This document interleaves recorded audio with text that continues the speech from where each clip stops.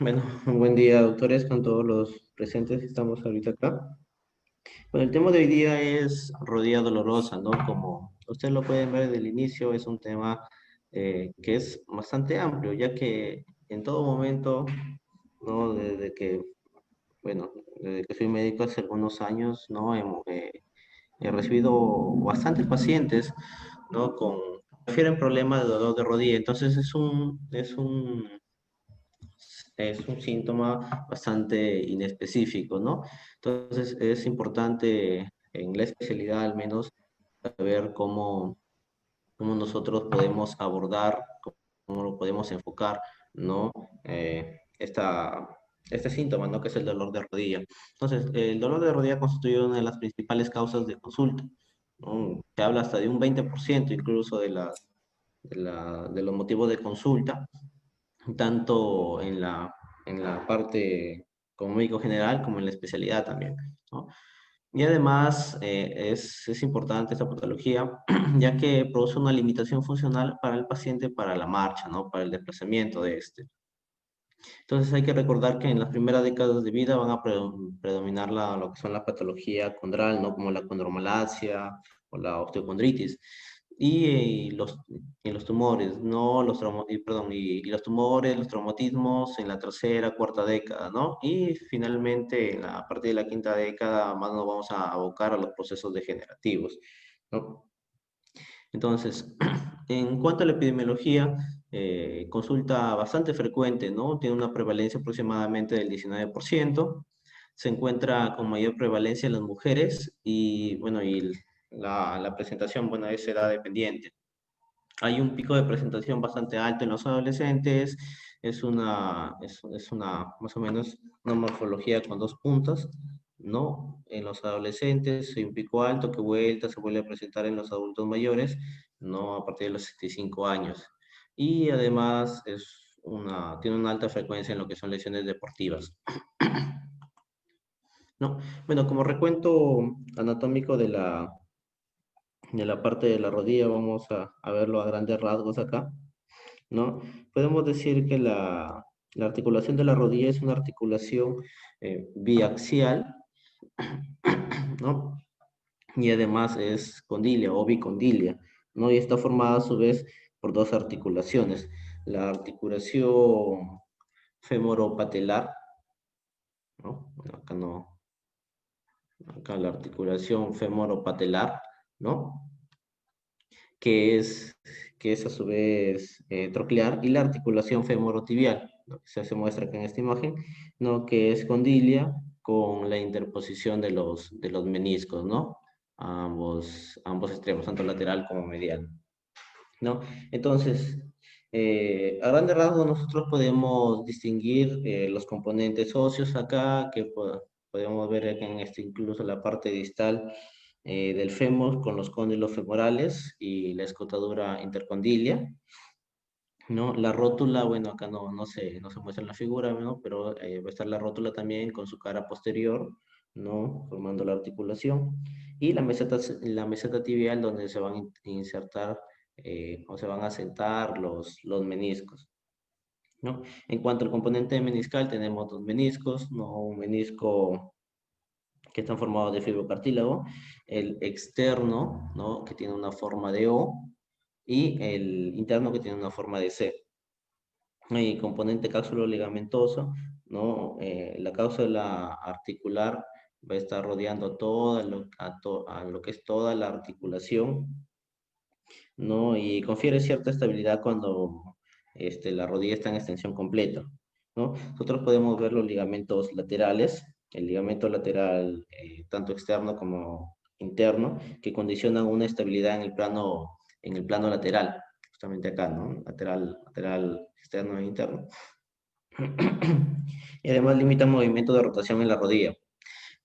También vamos a tener los ligamentos cruzados, ¿no? Como lo podemos observar acá, ligamentos cruzados, ¿no?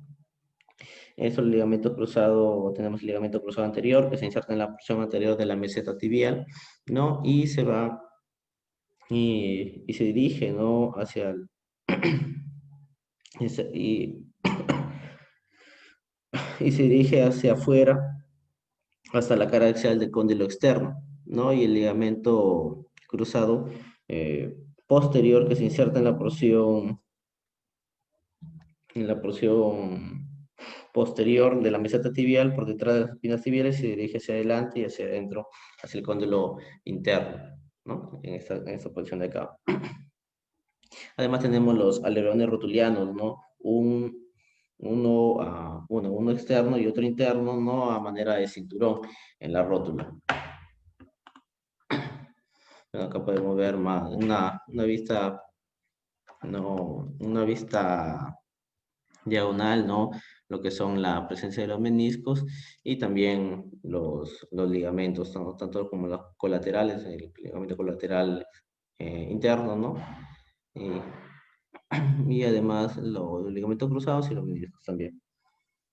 En cuanto al componente músculo tendinoso, vemos que hay una gran cantidad de músculos en esta zona, ¿no? Que van a intervenir tanto en la flexión como en la extensión de la rótula, ¿no? Entonces, vamos a ver, en la cara interna de de la rodilla vamos a tener al semimembranoso, al sartorio, al semitendinoso y al reto interno, ¿no? Recordar que estos tres últimos, el sartorio, semitendinoso y el reto interno, este tendón que está acá va a formar lo que es que está acá, lo que va a formar lo que es la pata de ganso.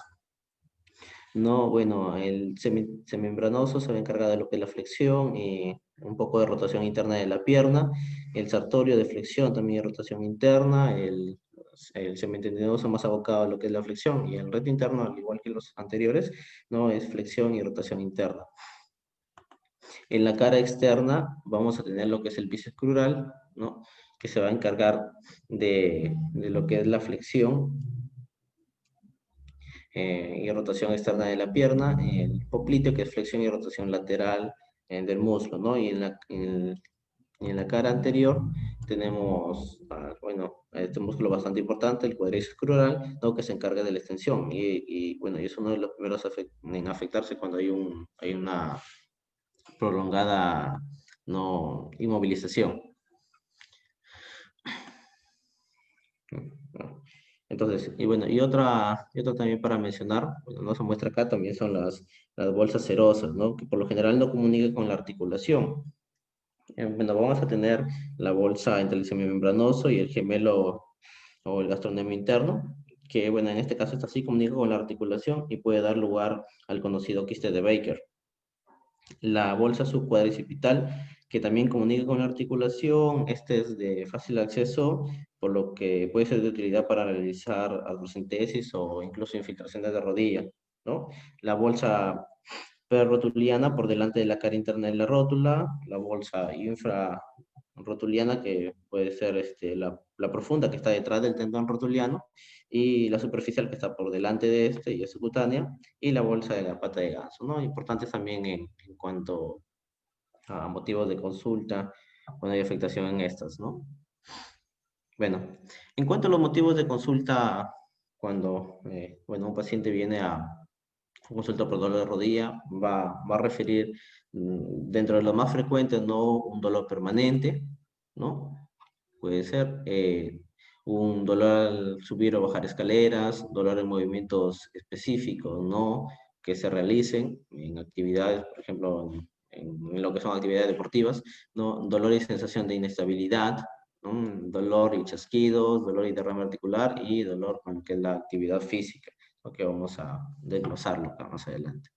Entonces, cuando llega un paciente con una rodilla dolorosa, se tiene que enfocar, ¿no? La historia clínica de siempre, ¿no? Comenzando primero con lo que es una anamnesis, ¿no? Entonces, se debe seguir siempre las pautas de la patología general, ¿no? Viendo lo que son los antecedentes familiares, los antecedentes fisiológicos y patológicos, para después, luego centrarse en lo que es el motivo de consulta y la enfermedad actual, ¿no? Tenemos que tener en consideración lo que es la edad, ya que existen tendencias, ¿no? De patologías a determinada edad. Por ejemplo, en pacientes jóvenes se va a presentar esta enfermedad de Osgood, es el Eider, el AFR, ¿no? Y de repente en pacientes ya de edad madura podemos presentar enfermedades de índole degenerativa o índole tumoral, ¿no? En relación con respecto al sexo, tenemos que tener en cuenta que las artropatías, por ejemplo, con microcristales, como la gota, se dan más frecuentemente en varones, mientras que la artritis reumatoide es más frecuentemente en mujeres, ¿no? Aunque esta última, la artritis reumatoidea, generalmente es pluriarticular, ¿no? Y otra cosa que también que tenemos que tener bastante en cuenta es la semiología del dolor, ¿no? Entonces, esto nos enseñan desde pregrado, ¿no? A describirlo bastante bien lo que es el dolor, ¿no? Y incluso hay un acrónimo o ¿no? Que es Alicia, ¿no? Si recordamos un poco de esto, ¿no? O sea, la antigüedad, la localización, la intensidad, ¿no? Las características, la radiación y la asociación. Entonces, debemos reseñar bastante bien lo que es la topografía exacta, ¿no? La intensidad, los factores desencadenantes y el ritmo. Puede ser mecánico en artrosis o nocturno, por ejemplo, en patologías inflamatorias. ¿No? Entonces, y en la exploración física, nosotros vamos a comenzar a ver también con un esquema ya determinado, ¿no? Comenzar con lo que es la inspección, que la vamos a ver, la vamos a ver en dos momentos, ¿no? En bipedestación y el paciente acostado o en decúbito, tanto dorsal como ventral, ¿no? Entonces, en la bipedestación debemos ver acá las desviaciones axiales, ¿no? Como lo podemos ver acá, ¿no? Cuando hay un valo o cuando hay un varo, ¿no? Cuando hay un varo, cuando la rodilla se pone en una forma de O, ¿no? O cuando hay un valo, cuando la rodilla está en una forma de X, ¿no? Entonces, ver acá que en un varo, ¿no? Entre otras causas, se puede producir por acortamiento del ligamento lateral interno de la rodilla, no puede afectar por compresión al complejo meniscal interno, ¿no? Y por estiramiento al ligamento lateral externo, ¿no? Y en el valgo, eh, y en el valgo no, al contrario, más bien por pinzamiento se puede afectar lo que es el complejo meniscal externo, ¿no? Y por estiramiento lo que es ligamento colateral interno. Vamos a tener en cuenta esto.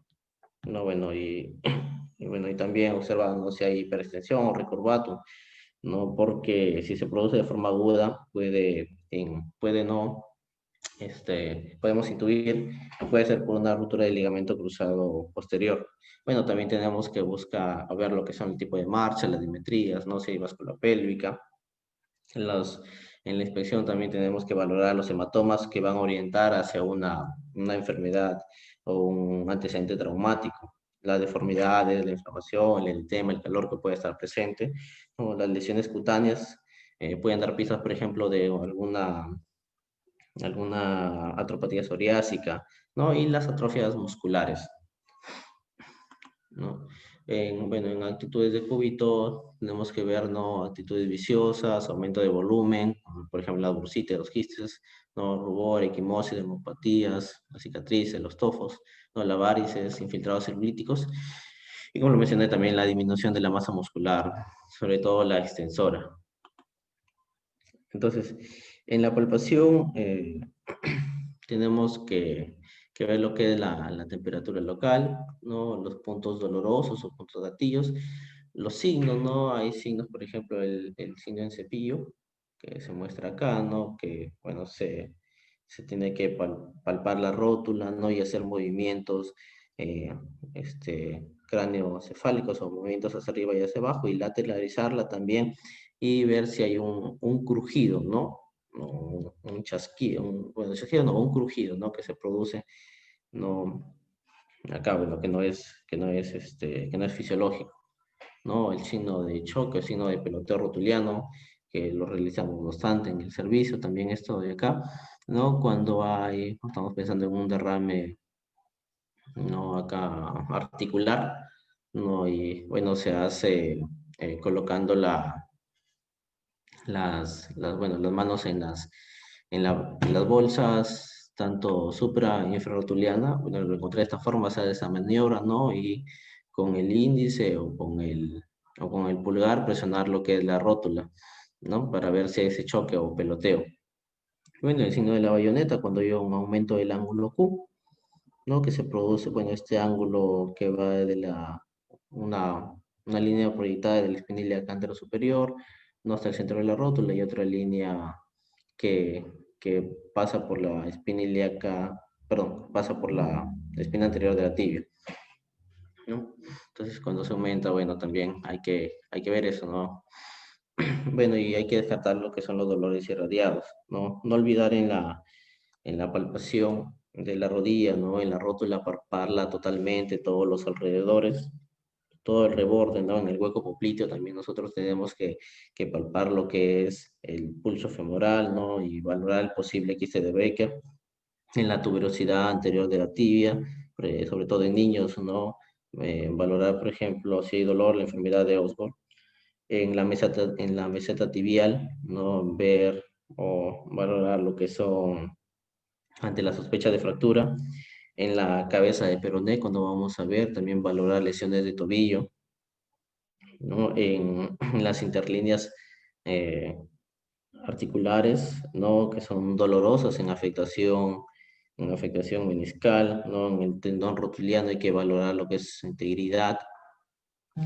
En la pata de ganso, ¿no? Palpar lo que es su inserción en la cara superinterna, ¿no? Y ligamentos laterales, bueno, el ligamento lateral es, bueno, ya vamos a ver maniobras que nos van a orientar sobre bueno, sobre su integridad, ¿no? Nosotros también tenemos que valorar lo que es el estado muscular de no, de la rodilla, ¿no? Entonces, para valorar el estado muscular, tenemos que tener en cuenta, ¿no? O investigar, ¿no? Sobre antecedentes como cirugías previas, traumatismos en la infancia, ¿no? Poliomielitis, anomalías congénitas. Tenemos que realizar una medición, ¿no? Más o menos con una cinta métrica, ¿no? 10 centímetros por encima del polo superior de la rodilla, comparando ambas extremidades, ¿no? Bueno, la atrofia más frecuente de instalación rápida es la cuadricipital, sobre todo a expensas de lo que es el vasto interno, ¿no? Y suele ser secundaria a lo que es la inmovilización prolongada. No, además tenemos que proceder al establecimiento de la fuerza o balance muscular, ¿no? Entonces tenemos una tabla para valorar esto, ¿no? El balance muscular, ¿no? Que va desde los grados desde cero, ¿no? Cuando hay una movilidad absoluta, hasta el grado 5 que es un grado normal, ¿no? Y bueno, y entre estos grados se encuentran grados de movilización que es una contracción isométrica, ¿no? Movimiento de la pierna sin ayuda de la gravedad, contra la gravedad y resistencia del explorador, que esta a su vez se puede dividir en cruces, ¿no? Entonces, en cuanto a la movilidad articular, hay que recordar los movimientos, ¿no? En la biomecánica de la rodilla, ¿no? Se valora tanto una movilidad activa como la pasiva y contrarresistencia en todos los grupos musculares y de forma sistematizada se tiene que hacer, ¿no? Bueno, generalmente primero se explora la movilidad pasiva, pasando luego a lo que es la activa, ¿no? El arco fisiológico de la rodilla en flexo-extensión hay que recordar que es de 140 a 160 grados y, y para la extensión, ¿no? Bueno, para la extensión hay que recordar que es de 10 grados solamente, ¿no? Entonces prácticamente la articulación se encuentra en extensión, una posición de bipedestación, ¿no? Y en cuanto a la rotación interna y externa, recordar que la rotación externa va de unos 40 a 45 grados y la rotación interna va de unos 30 a 35 grados, ¿no? Y ambas rotaciones, bueno, son máximas con una rodilla en flexión a 90 grados. En cuanto a lo que son las maniobras especiales, bueno, hay Hay múltiples maniobras en lo que es la exploración de rodilla, ¿no? Bastantes, pero entre las más usadas vamos a ver que hay maniobras para valorar el derrame articular, que ya lo mencioné hace un momento, ¿no? Que es el choque o peloteo rotuliano, ¿no? En dolor femoropatelar también tenemos la maniobra del cepillo, también mencionada anteriormente, ¿no? Y en cuanto acá a maniobras especiales para ver lo que es la inestabilidad, ¿no? Podemos tener acá lo que es la prueba del valgo y el varo forzado. Entonces, cuando nosotros vemos la prueba del valgo y el varo forzado, tenemos que tener en cuenta esto, ¿no? Que esta se va a realizar a 0 grados y también a 30 grados, ¿no? Bueno, que no se muestra en la imagen, ¿no? Pero el procedimiento es el mismo, ¿no? Con el paciente en decúbito supino, bueno, tenemos que realizar un varo y un valgo forzado en la articulación de la rodilla, ¿no? Como lo puede ver acá, colocando una palma en la articulación de la rodilla y la otra en el tobillo, aplicando fuerza de cizallamiento, ¿no? Contralateral, ¿no? Palpando lo que es la interlínea articular, buscando la aparición de dolor o un bostezo, ¿no? Que nos indique alguna patología ahí subyacente. Y esto, como lo mencioné, se tiene que explorar a 0 grados y a 30 grados, ¿no? En cuanto a la prueba de cajón anterior y cajón posterior, bueno, se tiene que realizar con la pierna, bueno, la extremidad inferior flexionada, no a 90 grados, y la cadera flexionada a un ángulo de 45 grados aproximadamente. No, generalmente el pie va sobre la camilla, tiene que ir sobre la camilla, y el examinador tiene que ir apoyado sobre el pie, ¿no? Para al realizar la maniobra impedir que éste se desplace, ¿no? Bueno, se hacen movimientos anteroposteriores, ¿no? Y bueno, y si encontramos un desplazamiento, ¿no? Por encima de los 5 milímetros, nos van a indicar alguna lesión, tanto de lo que es, no tanto de lo que es por acá del ligamento cruzado anterior, si es un desplazamiento anterior, o del ligamento cruzado posterior, si es un desplazamiento posterior, ¿no? Bueno, estas maniobras especiales de McMurray y la maniobra de distracción de Apple, vamos a ver que son para determinar si hay afectación en el complejo meniscal, ¿no? En los complejos meniscales. Entonces, la maniobra de McMurray, el paciente también se encuentra en decúbito supino, con la rodilla y la cadera flexionadas, ¿no? Pueden ver acá, ¿no? Bueno, en este caso tenemos que sujetar la rodilla, palpando lo que es la interlínea articular con una mano y el pie con la otra mano, ¿no? Y efectuar una rotación externa y una rotación interna de la rodilla.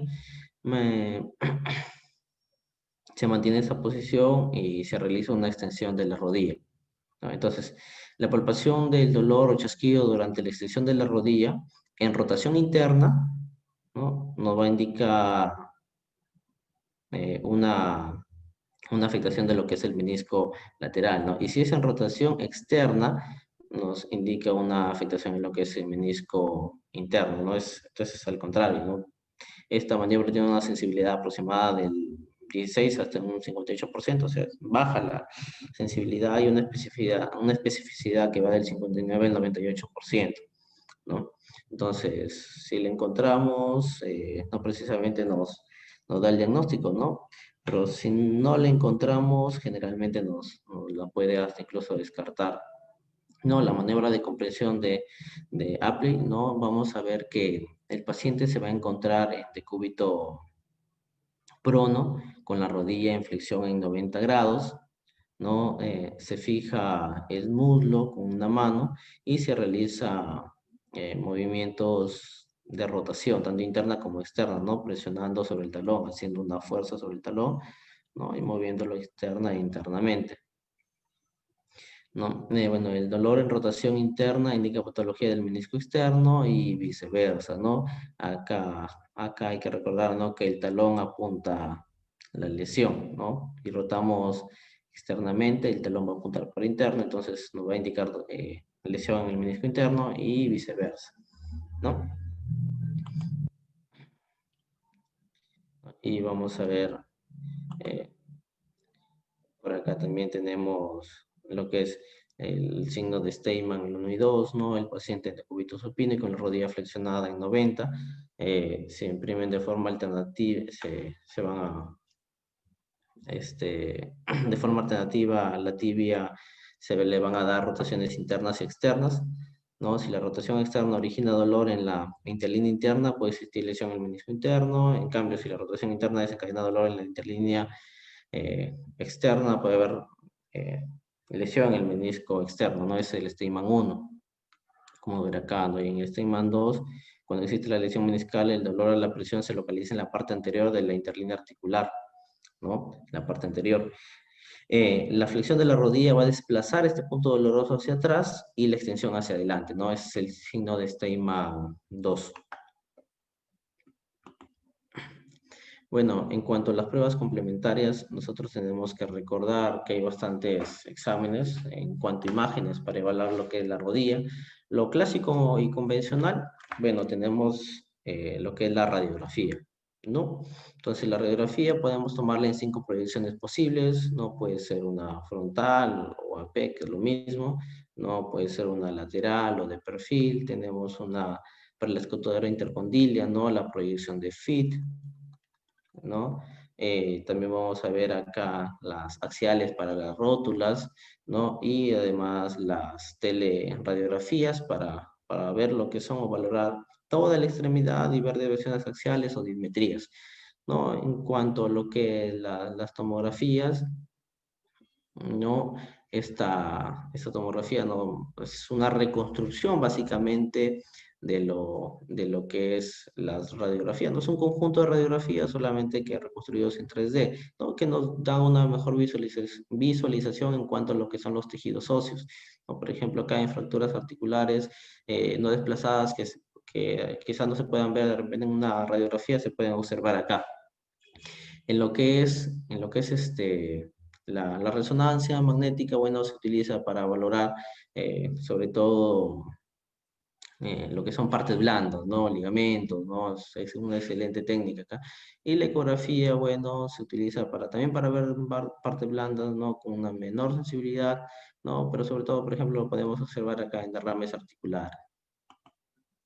No, en cuanto al estudio bioquímico citológico, podemos tener el estudio del líquido articular, ¿no? Acá podemos ver características del líquido articular. Esta tabla nos da alguna orientación, ¿no? Tiene que ser, acá, tiene que ser claro, incoloro y viscoso, ¿no? Si cambia alguna de estas características, nos puede indicar que hay algún proceso inflamatorio, por ejemplo. No, bueno, y la biopsia sinovial también. Y bueno, otra prueba complementaria que tenemos que es bastante también de utilidad es la artroscopía, que es diagnóstico y terapéutica, ¿no? Bueno, bueno, acá podemos ver las indicaciones de la artroscopía, que cuando tenemos una patología de localización sinovial, ¿no? Entonces podemos tener plicas, enfermedades inflamatorias, tumorales o infecciosas, ¿no? Y la artroscopía va a servir para la biopsia, extirpación, una sinovitomía, un lavado, o un debridamiento, ¿no? En patologías cartilaginosas podemos encontrar cuerpos libres, osteocondritis o enfermedades degenerativas, ¿no? Que va a servir para la extracción de estos, fijación, perforación del lecho, ¿no? El lavado o debridamiento. En patología meniscal, ¿no? Podemos encontrar en roturas meniscales o indicar también un menisco discoide, puede ser para la extirpación, sutura o trasplante de este menisco o regularización o extirpación de este también. ¿No? En patología ligamentosa, para el arrancamiento de las espinas, ¿no? O rotura de ligamentos cruzados, que puede ser para la fijación o la plastía con un injerto, ¿no? Bueno, y entre otras indicaciones para la artroscopía. Entonces, nosotros una vez ya ha hecho esta evaluación del paciente, ¿no? Tanto el anamnesis como el examen físico y las maniobras especiales, tenemos que agrupar a todos estos datos síndromes, ¿no? Entonces, nosotros vamos a tener por acá 4 síndromes. Vamos a ver primero lo que es el síndrome rotuliano, ¿no? Que vamos a tener síntomas, dolor por detrás o en los bordes laterales de la rótula, que van a aumentar ¿no? Al subir y sobre todo al bajar escaleras, ¿no? Este es uno de los puntos, ¿cómo le puedo decir? Puntos clave de acá del síndrome rotuliano, ¿no? El dolor al subir o bajar escaleras. Bueno, también puede presentarse al conducir largos trayectos, ¿no? O al mantenerse en cuclillas. Y puede ser bilateral, ¿no? Puede haber chasquido en algunas ocasiones. ¿No? Esto se puede presentar en afectaciones primarias de la rótula, como luxaciones recidivantes, una rótula alta, hiperextensión rotuliana externa, ¿no? Afectaciones de los cóndilos por aplasia, desviaciones axiales, puede ser en bar o en valgo, osteocondritis disecante, ¿no? Una laxitud del complejo cápsulo ligamentoso, ¿no? Por ejemplo, en enfermedades de la Ehlers-Danlos, ¿no? O colagenopatías como la enfermedad de Marfan, ¿no? En atosis femoropatelar, condromalácia rotuliana. Bueno, la exploración tiene que ser, ya, como ya le indicamos, ¿no? Para ver lo que es el geno, si hay genovaro, genovalgo, signo de la bayoneta o signo del cepillo.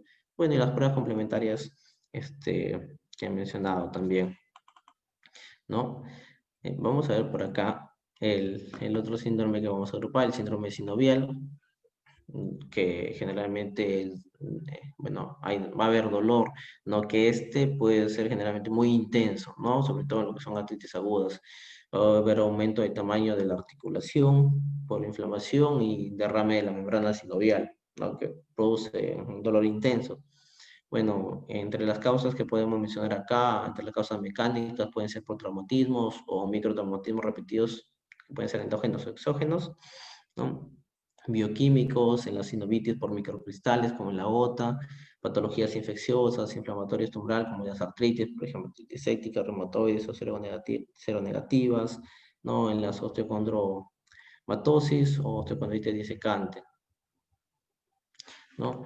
Vamos a ver por acá el otro síndrome, que es el síndrome de inestabilidad de la rodilla, ¿no? Que son dolores selectivos, ¿no?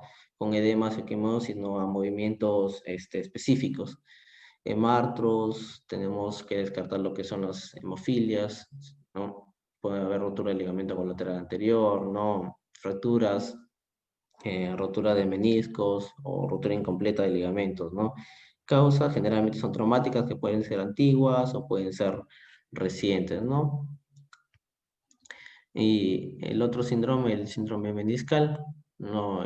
Bueno, que el dolor es típico que se va a situar acá en la interlínea articular, ¿no? Que corresponde a la zona parameniscal alterada.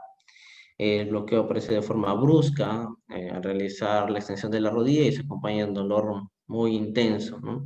Y a veces se puede acompañar también de derrame articular. Y en lesiones agudas, recuerda que hay limitación de la movilidad, ¿no? Entonces, en lesiones agudas, nosotros tenemos que valorar, ¿no? Etiología de origen traumático por extensión de la rodilla y en combinación con rotación forzada, que puede ser interna o externa, y con el pie fijo en el suelo, ¿no? Típico de repente de lesiones deportivas. Y recordar esto, que el menisco interno es el que más se lesiona, ¿no? Lesiones crónicas, ¿no? Etiología, pensar en una etiología degenerativa, ¿no? Que pueden ser roturas transversales que afectan el tercio posterior del menisco, ¿no? Bueno, en la exploración ya son las maniobras antes mencionadas. ¿No? Bueno, y vamos a tocar de forma sucinta algunas patologías específicas dentro de las más frecuentes, ¿no? Que causan dolor de rodillas, ¿no? En niños y en pacientes ya adultos o pacientes ya de edad mayor, ¿no? Entonces, en niños vamos a poder ver el síndrome de Larsen, perdón, que es la rodilla de saltarín.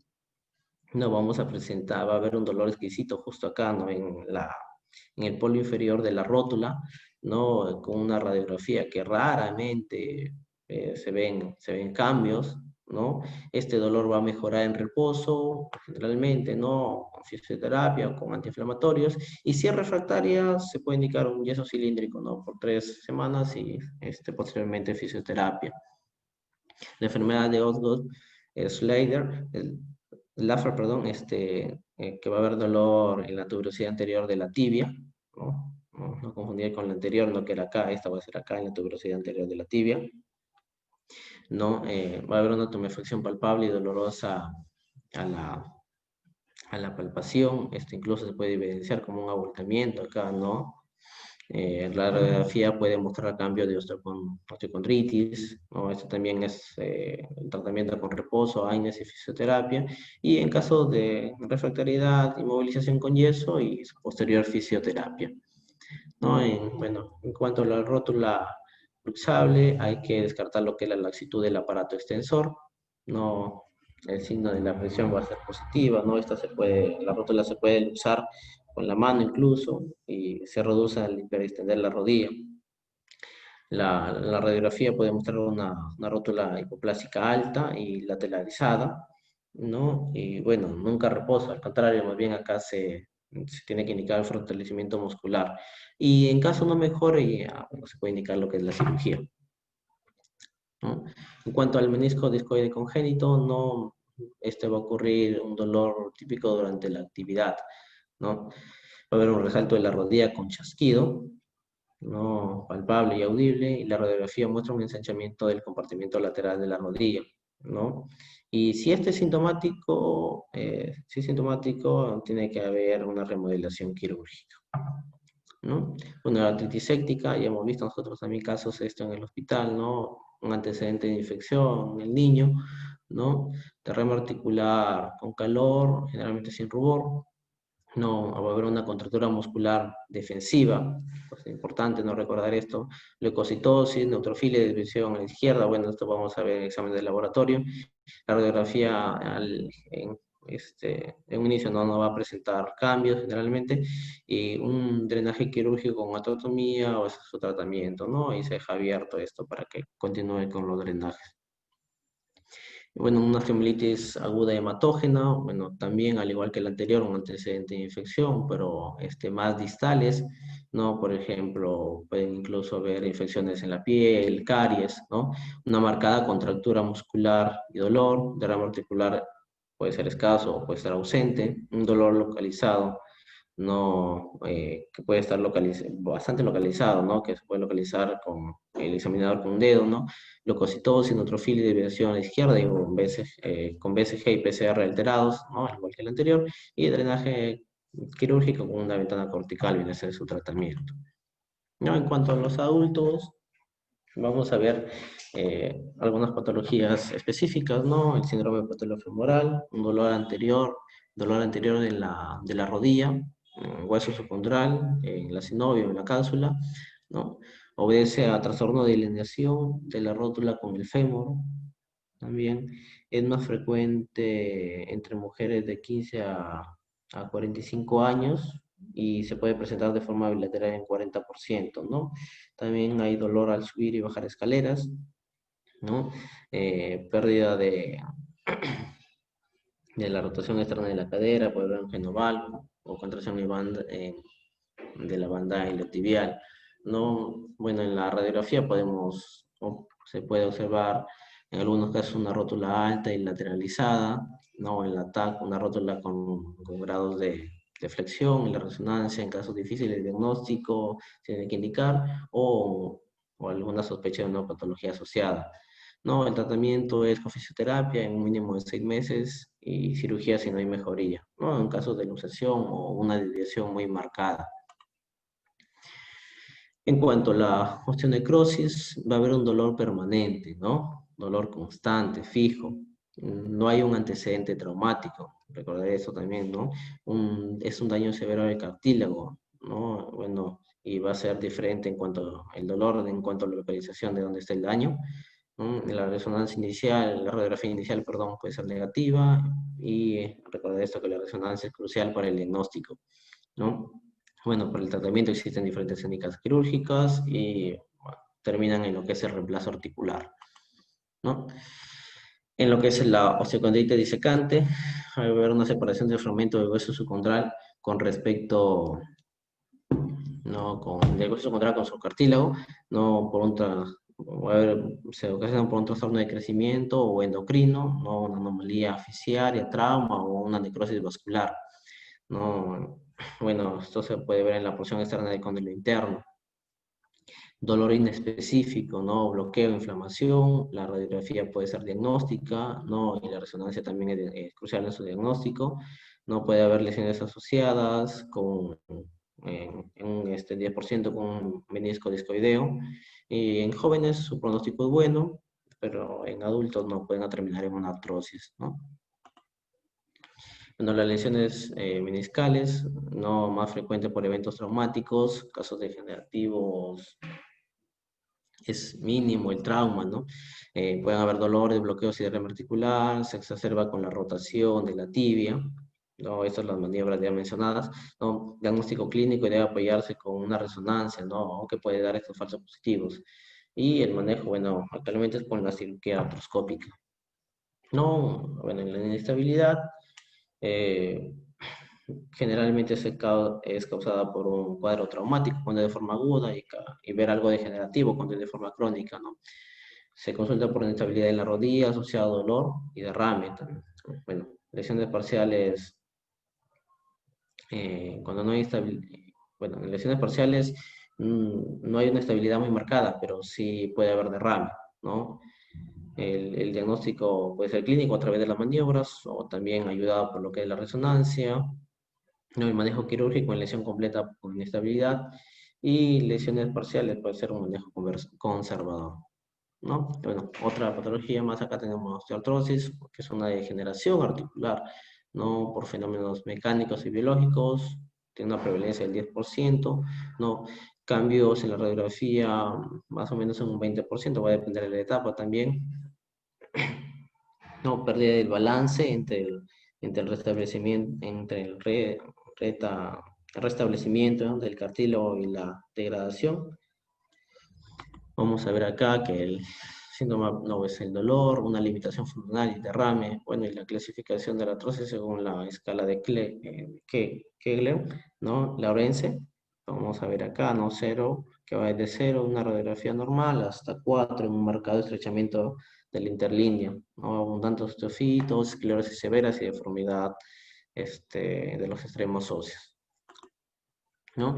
Bueno, y también recordar, ¿no? Que el dolor de la rodilla no puede estar la causa ahí, sino puede ser un dolor irradiado, ¿no? Por ejemplo, en lo que es en la cadera, ¿no? Un dolor irradiado de la cadera que es muy frecuente, ¿no? Mialgia parestésica, ¿no? Hernias inguinales o patología pélvica, ¿no?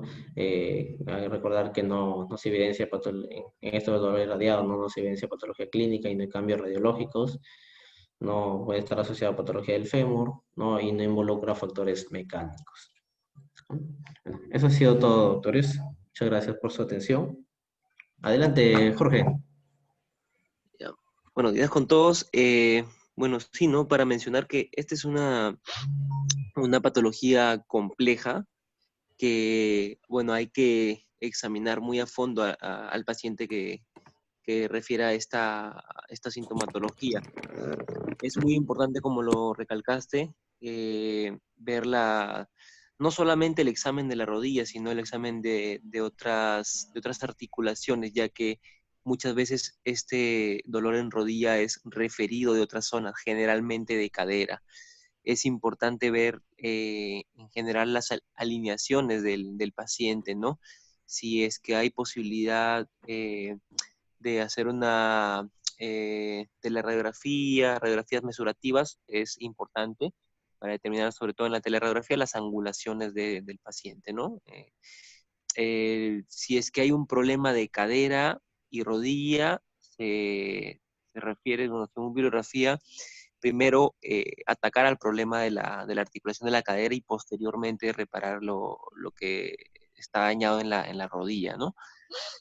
Otro punto importante también es en cuanto bueno, el problema de la rodilla, eh, el síndrome patelofemoral, como lo habían mencionado, a la cabeza la displasia troclear, ¿no?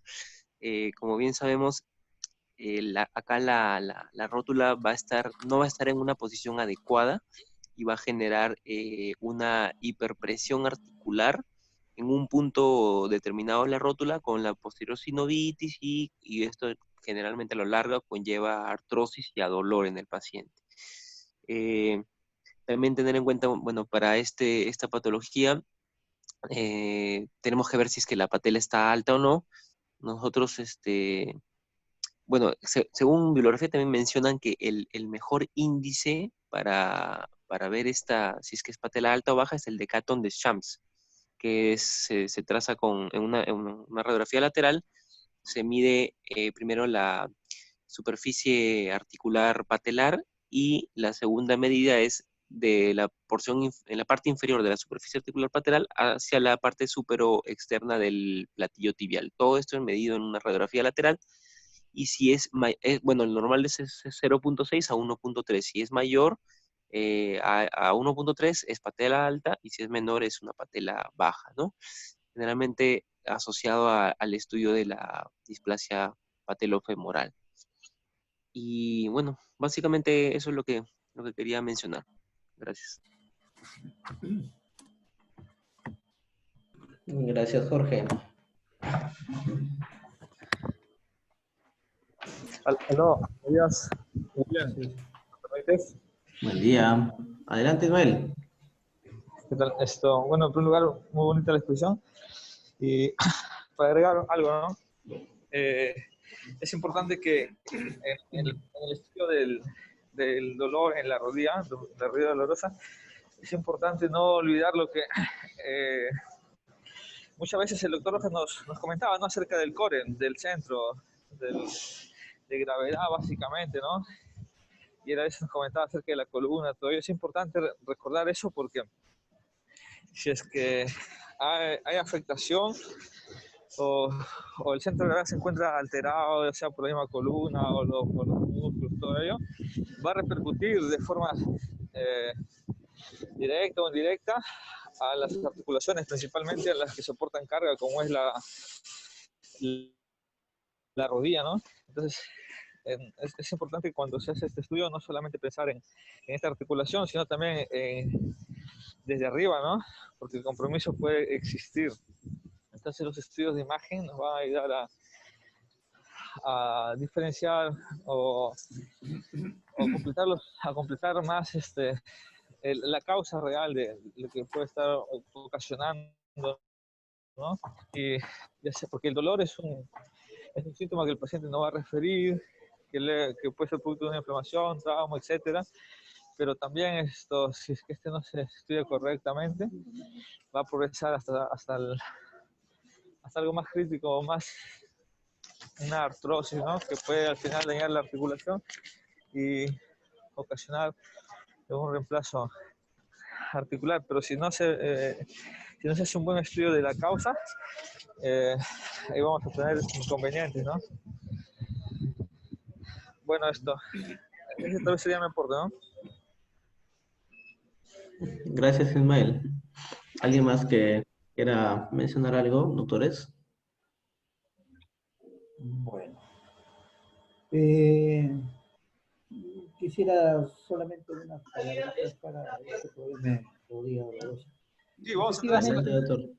Efectivamente, como lo han manifestado, el problema de rodilla dolorosa es un capítulo bastante amplio, muy amplio, en la cual tú vas a ver diferentes tipos de dolencias y molestias que el paciente va a acudir al médico por diferentes motivos. Y creo de que la parte semiológica, la parte de la exploración de la rodilla es un punto, pero un punto bastante importante.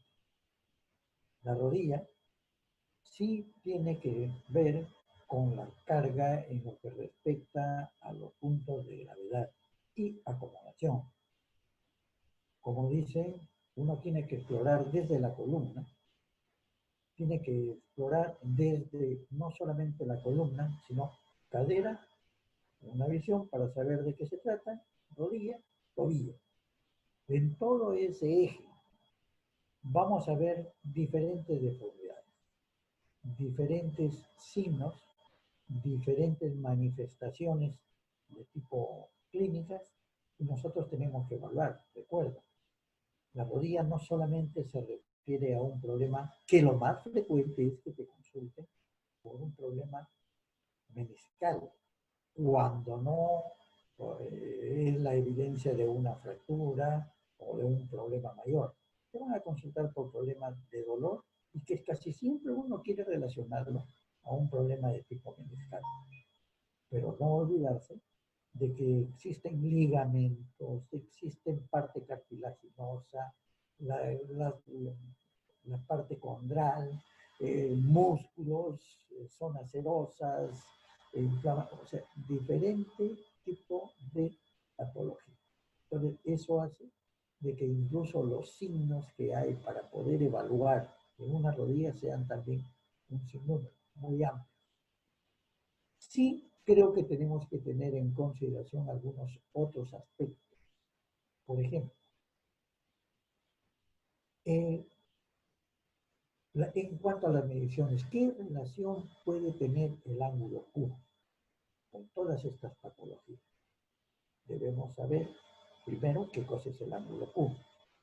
Segundo, en las cuestiones anatómicas mismas, conocemos cómo es una rótula bipartita, una rótula tripartita, por ejemplo. ¿Es causa de dolor una rótula bipartita o tripartita? Tercero, debemos reconocer todas las relaciones de tipo anatómicas que puedan existir en la zona. Porque hay unas que van a ir desapareciendo, unas que aparecen, están y se van. Por ejemplo, el menisco discoideo, hay muchas veces en que solito se va adaptando y desaparece la molestia hasta que más o menos se reforme o se neoforme los meniscos en la cuestión de evolución. Entonces debemos reconocer bastantes cosas, por eso es de que esto es muy rico. Y lógicamente, todo esto se aclara con los exámenes de ayuda. No esperemos a que los exámenes de ayuda nos digan qué es lo que tiene. No, es al contrario. Nosotros debemos hacer una buena exploración. Ahí tú has puesto algunas manifestaciones bien importantes de la exploración. Y nosotros tenemos que hacer esa exploración y luego apoyarnos en los exámenes. Entonces, hay diferentes patologías. No voy a mencionar una por una, pero creo que los libros de semiología hacen de que uno tome justamente los puntos más importantes que lo catalogan como puntos dolorosos o puntos importantes, porque a la palpación uno va a reconocer esos puntos. Entonces, son bastante importantes las cuestiones y las maniobras que tengamos que hacer. Me ha gustado tu exposición, es bastante amplia, es como para poder quedarse todo el día revisando, recordando, pero sí el aspecto importante es, a mi opinión, la exploración clínica. Ok. Bien, muy bonito, William. Muy bonito. Gracias, doctor. No, como lo dice, nos hizo un capítulo bastante amplio, ¿no? Y bonito para recordar, hay bastante semiología acá. ¿Algún otro doctor que quiera dar alguna opinión, apreciación, comentario? Bueno, somos pocos, no somos muchos, pero sí somos Sí, machos. pues creo que todos los presentes ya hemos hablado. Sí, sí. Está muy bonito, te felicito, Ya. William, y a continuar adelante. Que tengan buen día todos. ¿Ya? Buen día con todos, damos por finalizado esto. Gracias. Muy bien. Hasta luego.